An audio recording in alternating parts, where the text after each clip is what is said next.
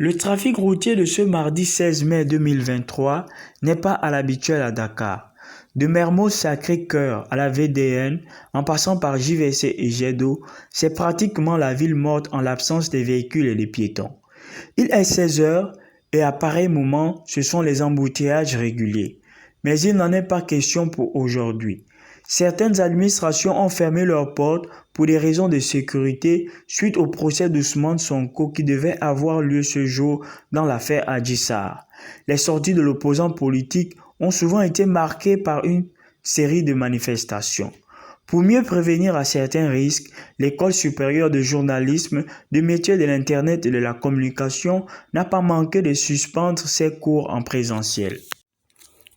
Nous avons suspendu les cours de ce jour en présentiel, mais ils ont été programmés en ligne afin que les étudiants ne puissent pas être en retard.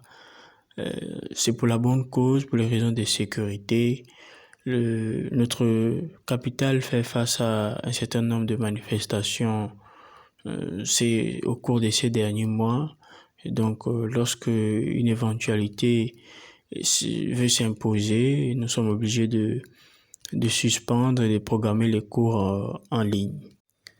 Mesures sécuritaires initiées, du repos pour certains, mais peine pour les autres, à l'instar de ces opérateurs économiques clandomanes qui ont été perturbés au cours de cette journée dans leur activité.